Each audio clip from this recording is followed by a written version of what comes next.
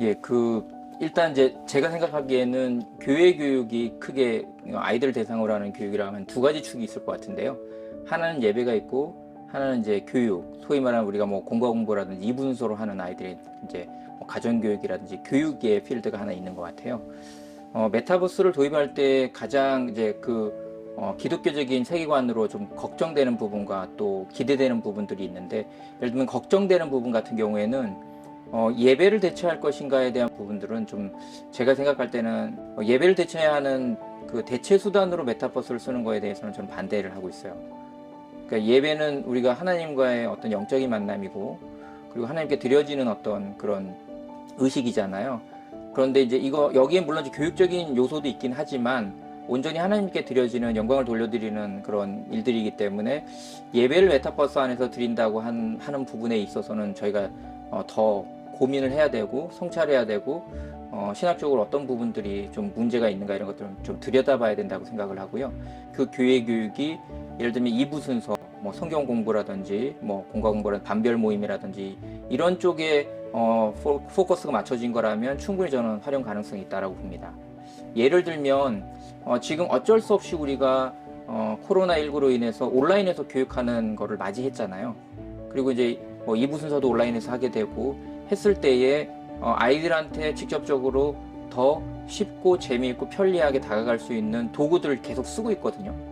근데 그 도구들 중에 이제 하나가 메타버스가 된 거고, 이 메타버스가 앞으로 올 미래의 가장 강력한 도구들 중에 하나이기 때문에 충분히 교회 교육에서 그 교육 필드에서는 활용할 가능성이 있다라는 것들을 좀 보고 있고요. 그래서 교육 필드에서는 거기 메타버스의 장점들을 살릴 수 있는 부분들이 있거든요. 아이들이 상호작용을 좀 이렇게 활성화한다든지, 아니면 이제 메타버스가 갖고 있는 특성이 간접 체험이란 말이죠. 예, 직접 체험은 아니지만 간접 체험인데 그 간접 체험에 교육적 효과들이 있는 것들이 있어요. 전통적으로 보고 있는 것이 바로 독서 필드거든요. 독서 교육은 간접 경험이란 말이죠. 머릿속에서 상상하고 생각하는 것인데 직접 경험하진 않지만 굉장히 교육적으로 효과가 있다고 우리가 다 인정하잖아요. 모든 사람들이. 책을 읽으면서 아이들의 상상력이 자극이 되고 창의력이 자극이 되고 뭐 이런 것들은 누구나 다 알고 있고 교육의 효과도 높다라는 것들은 다 알고 계시잖아요. 그 간접 경험이 이제는 아이들이 오프라인에서 책을 읽으면서 경험을 했다면 이제는 온라인에서 경험할 수 있는 시대가 열리게 된 거죠. 이게 디지털 대전환 시대의 가장 큰 특징이거든요.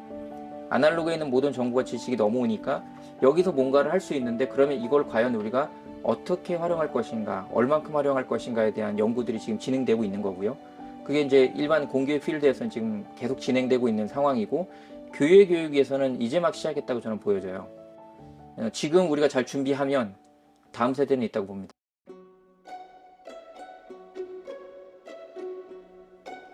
제가 생각하는 해결책은 한 두 가지 정도인데요. 탑다운의 방법이 있고 버텀업 방법이 있어요. 교육부에서 이런 새로운 정책들이나 어떤 새로운 교육 이슈가 생기면 어떻게 접근을 하냐면, 하나는 탑다운인데 중앙단에서 연수원 같은 데서 이런 대규모 연수를 열어요. 교사들을 교육시켜서 교사들이 실제 필드에서 적용할 수 있도록 만들어주는 방법이 하나가 있어요. 또 한 가지 방법은 필드에서 있는 선생님들한테 어떤 권한이나 위임을 부여하고 커뮤니티를 만들어주는 거예요. 그래서 335 모여서 그분들이 좋은 컨텐츠를 만들면 다시 공유할 수 있는 플랫폼에다가 올려놓고 누구나 갖다 쓸 수 있게 만들어주는, 그리고 지금 사랑의 교회처럼 이렇게 뭔가 역량 있는 교회들이 그런 시스템이나 어떤 컨텐츠들을 잘 만들어주면 이제 지교회에서 갖다 쓸 수 있는 그런 시스템을 만들어야죠. 그리고 또 한 가지는 이제 컨텐츠를 만들고 시스템을 만드는 것뿐만 아니라 이걸 활용할 수 있게 만들어주는 게 바로 이제 버텀업 방법인데요. 이제 현장에 있는 선생님들이 그걸 어떻게 활용할지에 대한 연수도 열어줘야 되고, 그리고 그분들이 갖다 쓸 때에 실제 내가 어떻게 얼만큼 쓸 건지에 대한 부분들을 할 수 있는 역량도 길러줘야 되거든요. 그거는 이제 주변에 있는 교회들 노예 다니든지 아니면 주변에 있는 교회 다니든지 교사 그룹들을 모아서 같이 커뮤니티를 만들어주는 거, 이 구조를 좀 생각하면서 접근을 할 필요가 있을 것 같아요.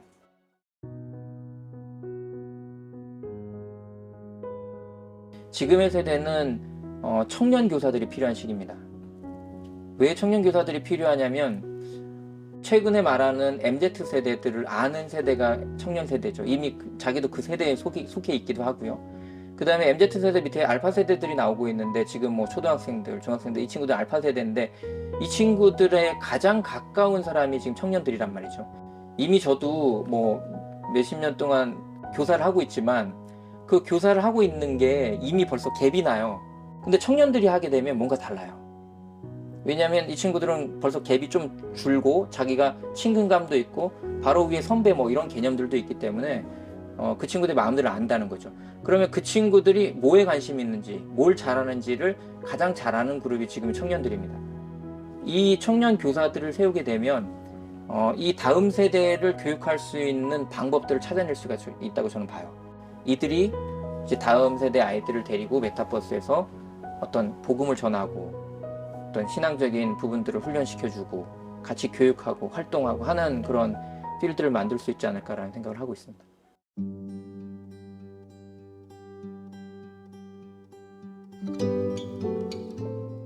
대체제냐 보조제냐 이런 얘기들 하시더라고요. 대체제는 이걸 완전 대체하는 것 때문에 안 되죠.